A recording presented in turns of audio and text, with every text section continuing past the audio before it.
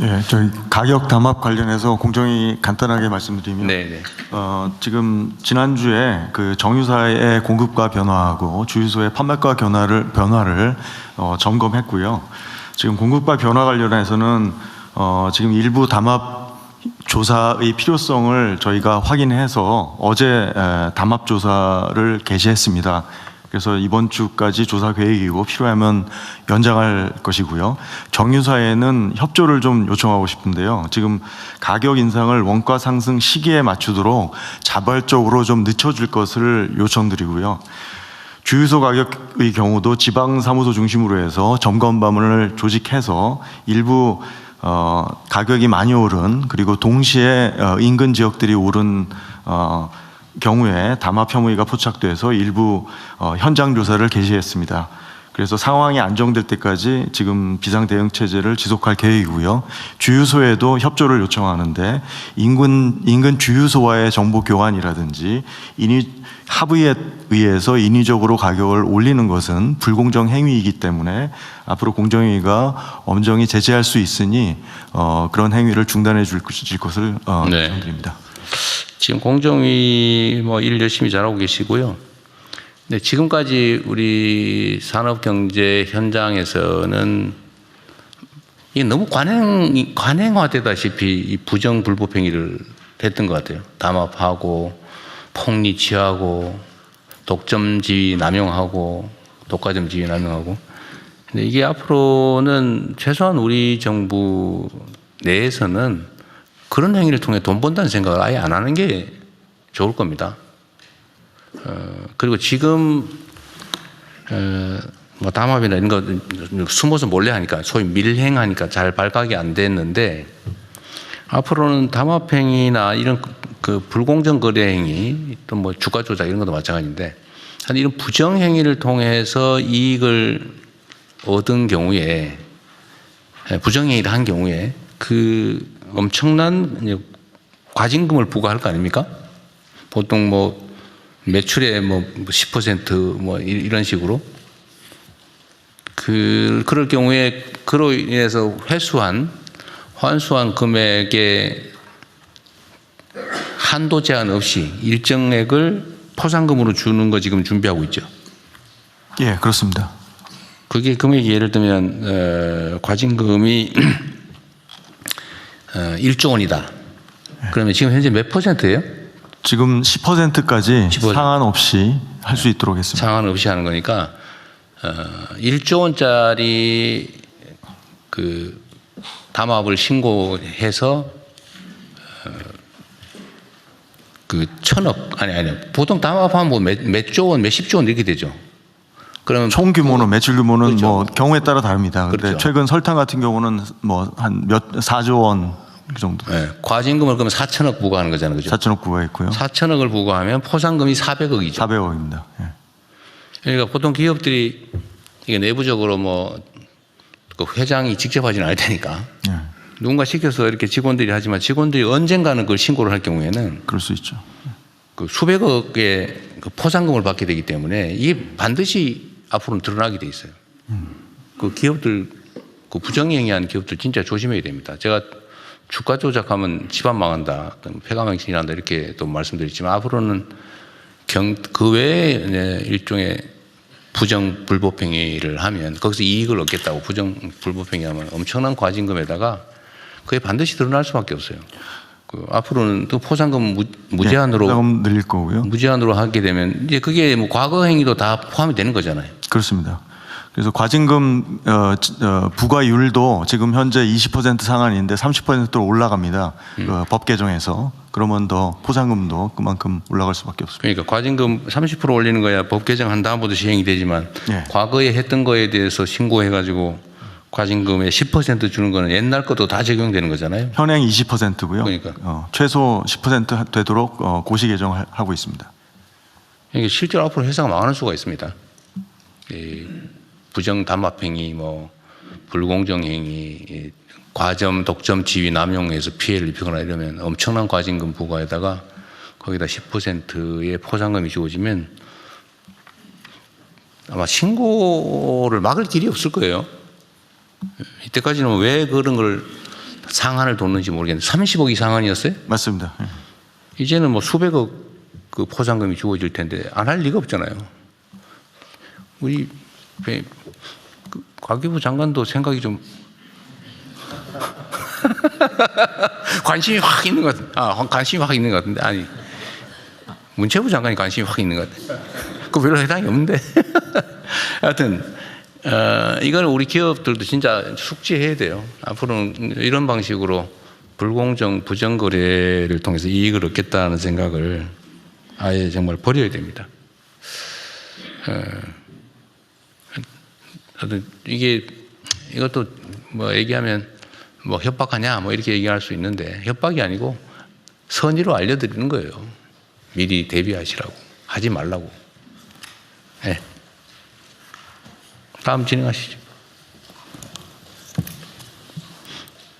네, 다른 의견 없으시면 위 보고는 다 원안대로 접수하고 다음은 해양사무 차관입니다. 네네. 우리 국민안전 관련해서 우리 선원 선박 문제 말씀이 없으셔가지고요.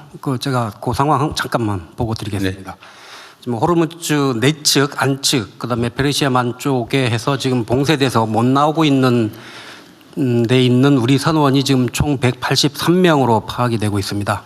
우리 선박 26척에 146명이 승선해 계시고요. 외국적 선박에 11척에 37명이 승선해 있는 상황입니다. 우선 당분간 한 달치 정도의 그 물품 공급은 다 돼 있는 것으로 저희들이 확인을 했고요. 우선은 선박에 있으면서 상황 전개를 지켜볼 텐데 아마 조금 지나면 장기화되면 선원분들이 이제 하선에서 귀국하겠다라고 하는 수요가 이제 생길 것으로 예상을 하고 있습니다. 그런 문제는 저희들이 미리미리 선사하고 노조하고 상의하고 이제 구체적인 수요들이 나오면 또 외교당국하고 해서 안전한 귀국 문제들 미리미리 네. 챙겨 나가고 있던 보고 말씀드립니다. 네, 잘 챙겨주십시오. 생리용품 지원 확대 방안 성평등가족부 장관께서 보고해 주시기 바랍니다. 네, 성평등가족부 생리용품 지원 확대 방안에 대해 보고드리겠습니다. 먼저 추진 배경입니다. 현재 중앙정부에서는 취약계층 청소년에게 생리대 바우처를 지원하고 있고 교육청과 일부 지방정부는 지역 실정에 맞게 일반 청소년에게 현물 또는 지역화폐 등의 방식으로 확대하여 지원 중입니다. 다만 기존 정부 지원은 청소년 대상 바우처 중심 지원으로 한정되어 있어서 생리대가 필요한 순간에 누구나 사용할 수 있도록 지원 대상 확대와 접근성 개선이 필요한 상황입니다. 최근 시장 동향을 보면 과거 일부 생리대에서 안전성 논란 이후 친환경, 유기농 등 고가 제품 소비가 증가하였으나 최근 업계에서 중저가 제품 출시 및 가격 인하로 생리대 구매 비용 부담은 완화되는 추세입니다. 이제부터는 안건의 핵심 주제인 공공생리대 드림 시범사업 계획안에 대해 보고드리겠습니다. 현행 9세에서 24세 취약계층 청소년이 지원 대상을 연령, 소득과 무관하게 생리대가 필요한 모든 여성이 사용할 수 있도록 하고 현행 바우처 지원 방식 외에 현물 지원을 병행하여 여성 건강권을 제고할 뿐 아니라 생리대 물가 인하 효과도 도모하겠습니다. 사업명은 필요한 순간에 누구나 가칭 공공생리대 드림 시범사업입니다. 먼저 추진 방식입니다. 지역별 인구 규모와 산업 현황, 생활 패턴 등 특성을 고려하여 다양한 유형의 지역 10곳을 선정하여 올해 하반기에 시범사업을 운영하겠습니다. 주거지역은 주민 접근성 등을 고려하여 주민센터, 복지관, 도서관, 보건소, 가족센터 등 공공시설을 중심으로 생리대를 비치하고 산업지역은 위 공공시설 외에도 청년창업센터, 지식산업센터 등 여성 근로자들의 접근성을 고려한 다양한 시설에 생리대를 비치할 계획입니다. 아울러 농산어촌은 공공시설의 물리적 접근성이 낮은 점을 고려하여 마을회관 등 주거지 인접시설을 적극 발굴하여 생리대를 비치하고 필요시 복지 전달체계 등도 적극 활용할 계획입니다. 다음은 추진체계입니다. 중앙정부는 안전성 품질 기준을 통과한 품목을 선정하여 단가 계획을 체결하고 지방정부는 생리대를 구매하여 공공시설에 비치하여 주민들이 원활하게 사용할 수 있도록 하겠습니다. 올해는 국비로 시범사업을 실시하고 지역 유형별 접근성과 이용률 등 시범사업 결과를 분석하여 내년도 본사업을 준비하도록 하겠습니다. 마지막으로 협조 요청 사항입니다.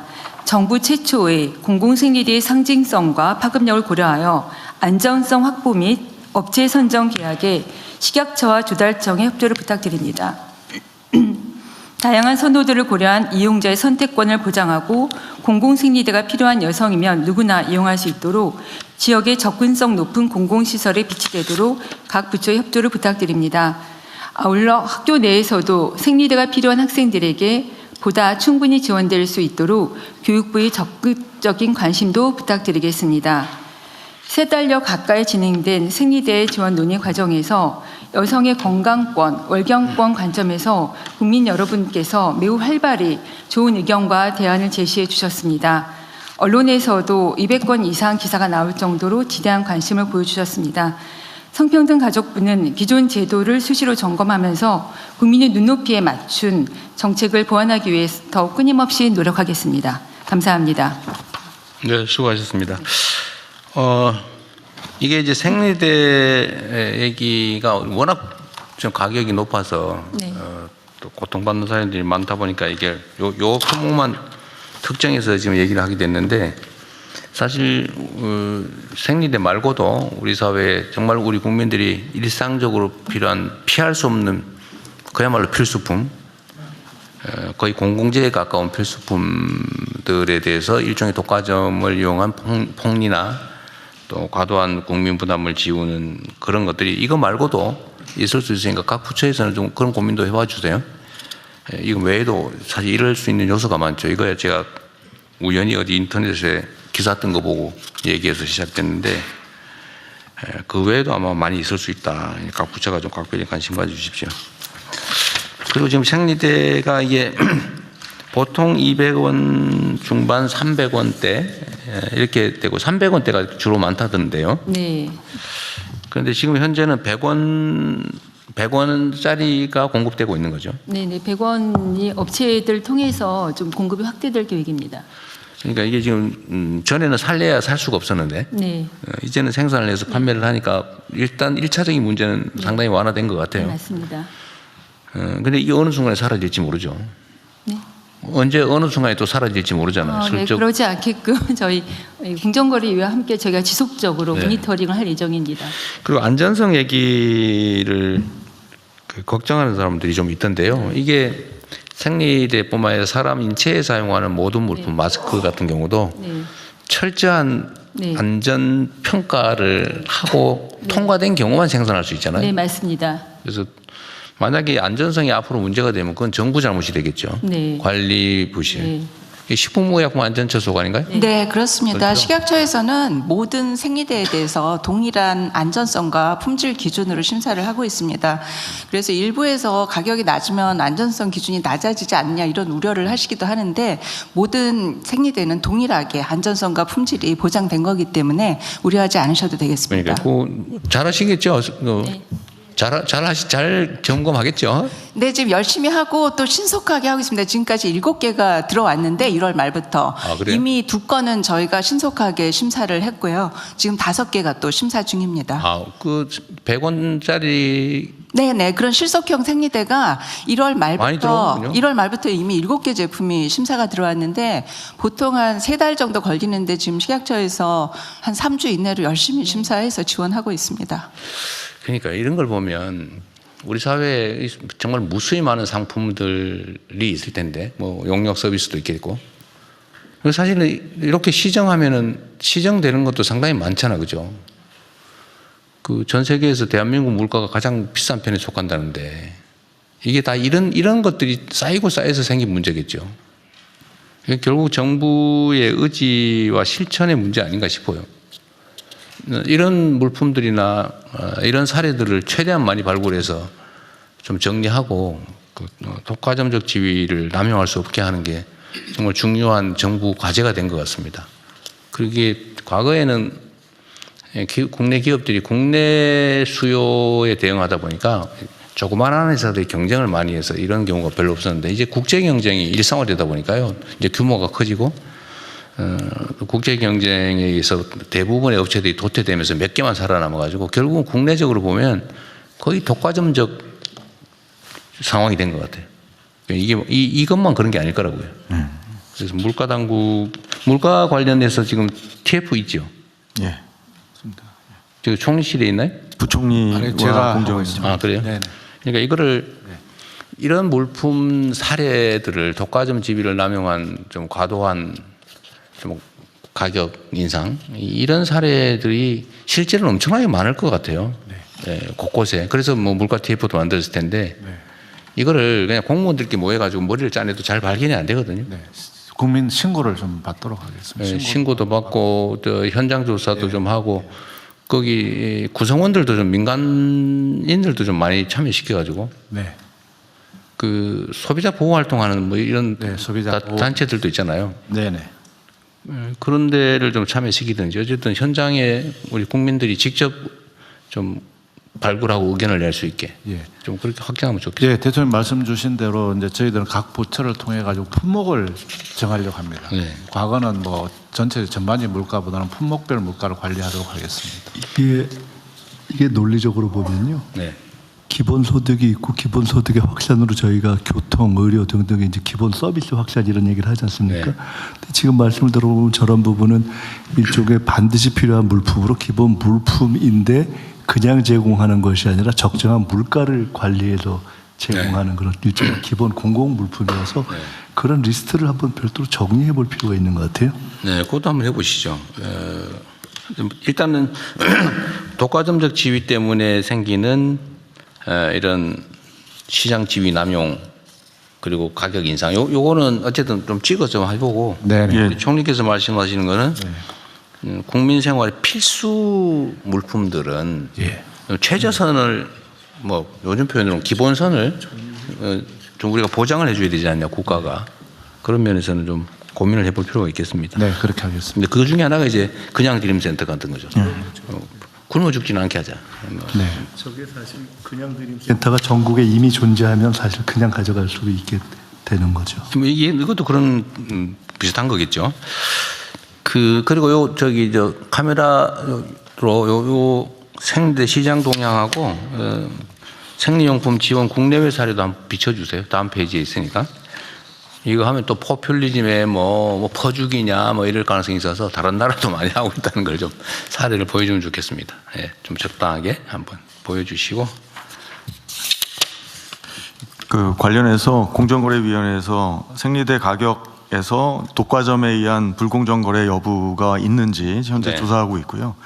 지금 제조 비용을 과도하게 가격을 반영해서 가격을 인상했는지 가격 담합 이 부분 분석 중에 있습니다.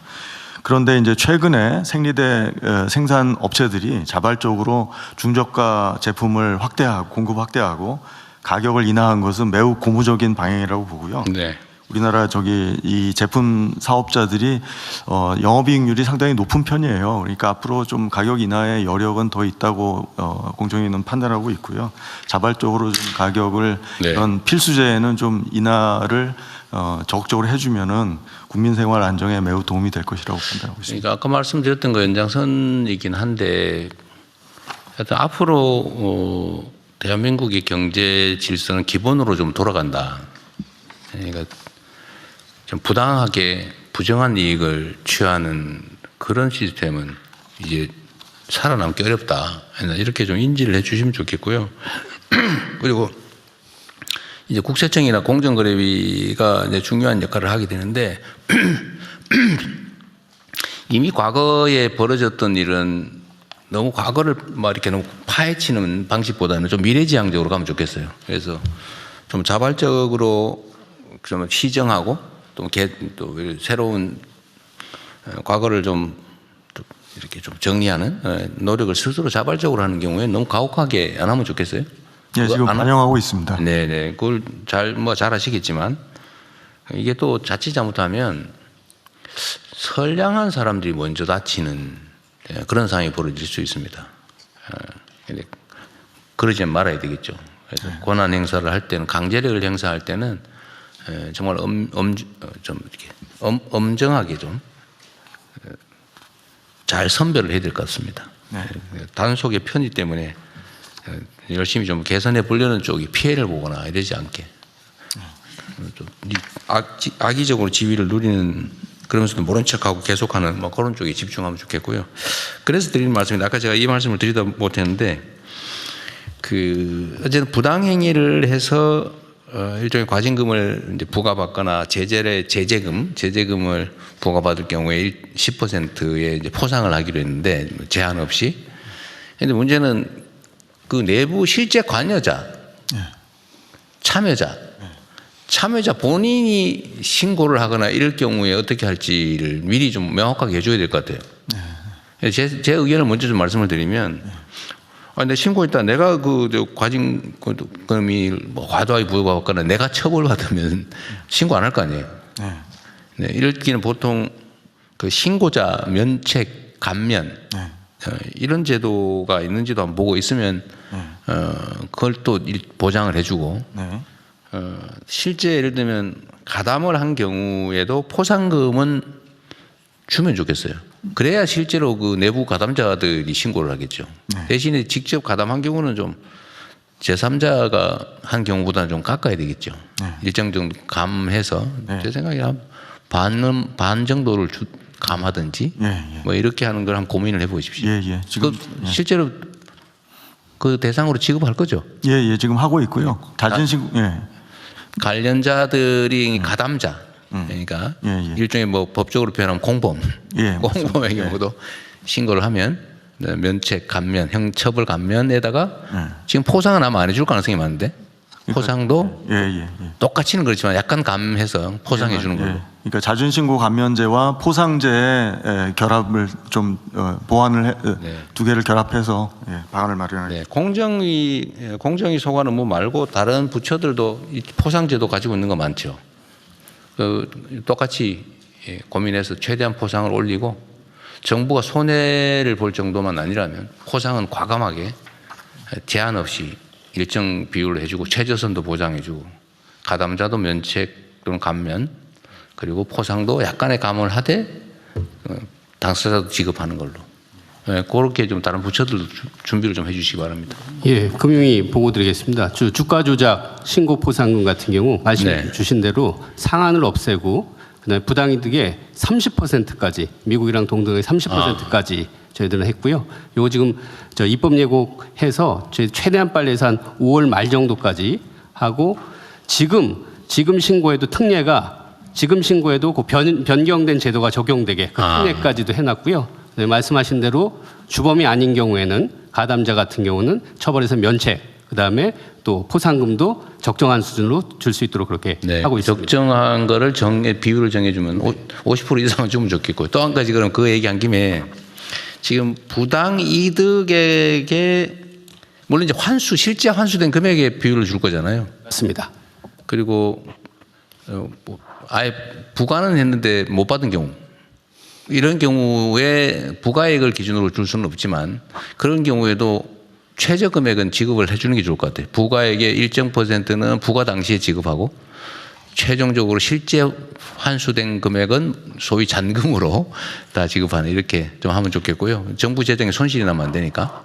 지금 이제 말씀 주신 대로 지금 왜 그렇게 소극적으로 했냐면 과징금은 부과했는데 실제 징수가 안 되는 경우들이 있기 때문에 그래서 소극적이었는데 이번에 제도를 바꿔서 확실하게 징수가 된 이후에 저희들이 그걸 기반으로 해서 돈을 지불하고요. 대신 안 돼도 최소한 300만 원에서 500만 원까지는 또 지급하는 그 투 트랙으로 저희들이 제도를 300만 원, 500만 원 최저로 하되 일단 부과하면 부과된 금액의 30%를 지급한다 그러면 그 중에서 뭐 5%는 미리 지급하든지 그런 것도 고민을 해보십시오. 왜냐하면 앞으로는 이 환수된 금액을 그냥 국가 재정에 일반적으로 포함시키지 말고 그럼 별도 기금 형태로 하든지 해가지고 이런 부정 불법 행위를 막는 사업의 재원으로 좀 쓰면 좋겠어요.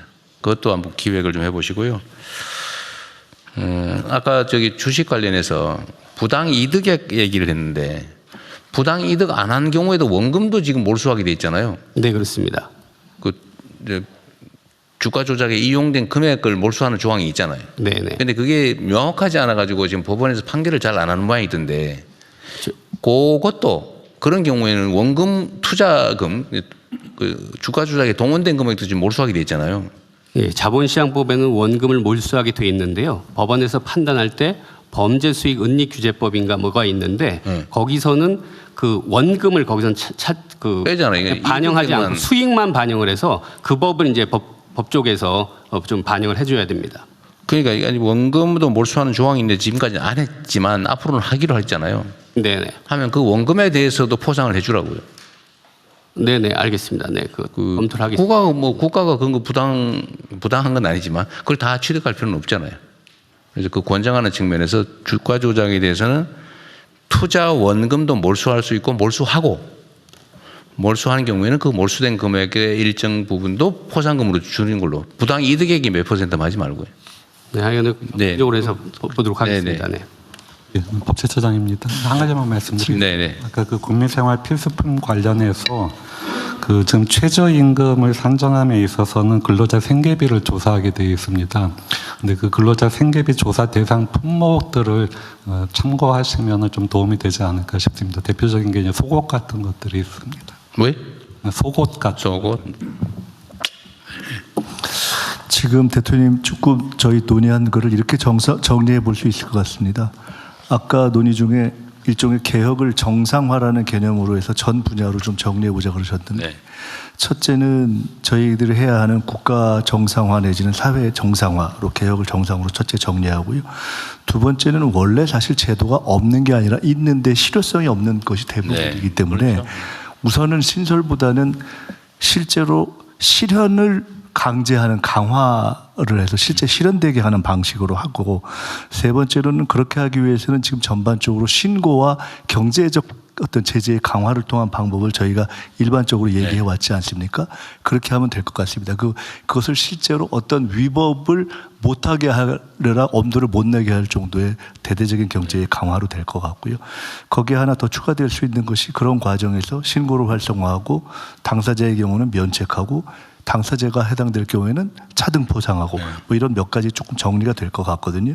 이런 것이 기존의 헌법 존중 TF에서도 이런 것이 반영돼서 저희들이 해왔기 때문에 대통령님께서 지금 저희 국정을 시작한 이후에 여러 부분에 지적해 오신 것들이 좀 종합되어지는 시점인 것 같아서 이 말씀을 드리는 이유는 이거를 저희가 정리를 총리실에서 할 테니까 모든 부서에서 해당되는 것 중에 이런 위법 내지는 어떤 사회에 있어서의 문제가 되는 부분이 있지 않습니까? 관련된 모든 걸 정리해 주세요. 그래서 이렇게 하면은 일종의 사회 정상화 프로그램 같은 걸로 한번 정리를 해볼 수가 있을 것 같으니까 정리해서 취합해서 저희가 다시 그거를 한번 좀 일관성을 갖고 정리를 해보겠습니다. 그렇게 해서 한번 다시 논의를 하도록 하죠. 국가정상화위원회 이런 거 하나 만들어서 누군가 좀 객관적인 사람한테 맡기고 정부에서 적극 지원 참여하면 될 것 같습니다. 네. 다음은 보복 범죄 및 친밀관계 범죄 방지를 위한 범죄 피해자 보호 지원제도 개선을 법무부 장관 성평등가족부 장관께서 순서대로 보고해 주십시오. 네, 먼저 법무부 보고 드리겠습니다. 보복범죄 방지를 위한 범죄 피해자 보호 지원 제도 개선을 보고 드리겠습니다.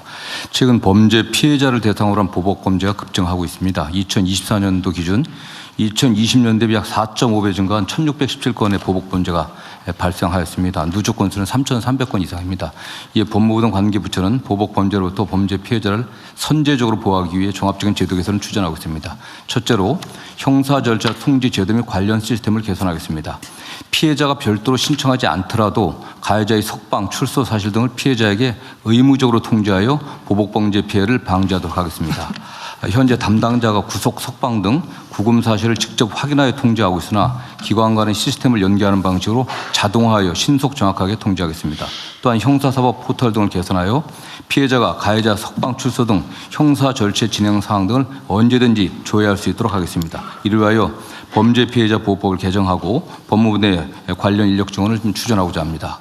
둘째로 범죄 피해자 통합 지원 시스템을 구축하겠습니다. 위치 확인 장치 제공 등 보복범죄 방지를 위한 서비스를 언제 어디서든 신속하고 편리하게 신청할 수 있도록 온라인 종합 지원 시스템을 구축하겠습니다.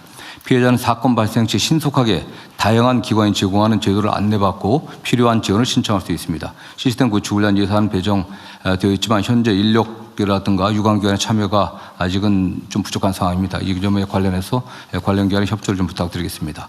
셋째로 스토킹 범죄 잠정 조치 제도를 개선하겠습니다. 현재 스토킹 범죄 잠정 조치 기간이 최장 9개월에 불과해갖고 피해자 보호에 한계가 있기 때문에 잠정 조치 기간과 기간 연장 횟수를 상향하여 형사 절차가 장기화되는 경우에도 보복 범죄를 방지하도록 하겠습니다. 또한 피해자가 수사기관을 거치지 않고 직접 법원에 접근 금지 등을 청구할 수 있도록 피해자 보호명령 제도를 도입하고자 합니다. 관련 법안이 조속히 입법될 수 있도록 지원하도록 하겠습니다. 넷째로 보복범죄 방지를 위한 전자감독 제도를 강화하겠습니다. 종전에는 전자장치를 부착한 스토킹 가해자가 피해자에게 접근할 때 피해자에게 가해자의 접근 거리만 제공되어 피해자가 대피하기 어려운 문제가 있었습니다. 올해 6월경부터는 피해자에게 모바일 앱 지도상 가해자의 실제 위치를 제공할 예정입니다. 현재 모바일 앱은 개발이 마무리되는 단계에 있습니다. 또한 교제폭력범죄의 가해자에게도 전자장치를 부착할 수 있도록 하는 잠정 조치를 도입하고자 관련 입법을 저희들이 추진 중에 있습니다. 그리고 보복범죄 고위험군에 대한 밀착 관리를 위해 전자감독 인력을 보강하겠습니다. 현재 전자감독관 1인당 관리 대상이 20명 수준인데 인원을 10명까지 줄여 국제 수준에 맞는 밀착 관리들을 시행하겠습니다. 마지막으로 성폭력, 스토킹 피해자 보호를 위한 주민등록법을 개정하겠습니다. 가정폭력 피해자는 가해자의 주민등록표 등초본 교부를 제한할 수 있으나 성폭력, 스토킹 피해자 보호를 위한 교부 제한 규정이 없기 때문에 행정안전부와 함께 관련 주민등록법 개정을 추진하겠습니다. 이상으로 보고를 마치겠습니다. 네, 이거는 뭐 당연히 해야 될 일을 강화하는 것이니까요. 다른 의견이 없으시면 이렇게 진행하시죠. 네. 성평등가족부 성평등가족부 장관입니다. 이어서 스토킹 교제폭력 피해자 지원 강화 방안을 보고드리겠습니다. 친밀관계에서 주로 발생하는 스토킹 교제폭력은 한 번으로 끝나지 않으며 살인 등 강력범죄로 이어지는 사례가 지속되고 있습니다. 나아가 온라인 괴롭힘과 신상정보 유포까지 더해지면서 피해자들이 일상 전체가 위협받는다고 호소하고 있습니다. 성평등가족부는 폭력 피해 예방을 위한 교육부터 사건 발생 시 1366 상담을 통한 긴급 지원, 보호시설 연계, 법률 구조, 치료 회복까지 전 주기에 걸쳐 피해자를 지원하고 있습니다. 그러나 온라인상의 2차 피해 방지 등 필요한 부분이 있어서 개선하고자 합니다. 세 가지 강화 방안을 말씀드리겠습니다. 첫째, 상대방을 괴롭힐 목적으로 SNS 등에 유포된 피해자의 이름과 주소, 사진 등 신상 정보를 국가와 지방 정부가 함께 신속히 삭제 지원하겠습니다. 반복 신고 등 피해 재발 우려가 있는 피해자에 대해 경찰과 가정폭력 상담소가 협력하여 정기적으로 모니터링하고 위험성이 인지된 경우에는 즉시 보호체계를 발동하겠습니다. 셋째, 현재 교제폭력에 대한 법적 근거가 아직 마련되어 있지 않습니다. 성평등가족부는 교제폭력 피해를 호소하는 모든 피해자에 대해서 현행 스토킹 처벌법과 스토킹 피해자 보호법과 가정폭력 피해자 보호법을 이용하여 피해자에 대한 상담과 보호, 법률 지원 서비스를 제공하고 있으나 아직 법적 근거가 미비하여 안정적인 지원이 필요한 상황입니다. 국회 법무부와 긴밀히 협력해서 스토킹 처벌법과 스토킹 방지법 개정이 신속히 이루어지도록 하겠습니다. 성평등가족부는 피해자들이 존엄하고 평온한 일상을 회복하고 안전한 삶을 누릴 수 있도록 더욱 섬세하게 지원해 나가겠습니다. 이상입니다. 네. 이게 스토킹 교제폭력 피해자들이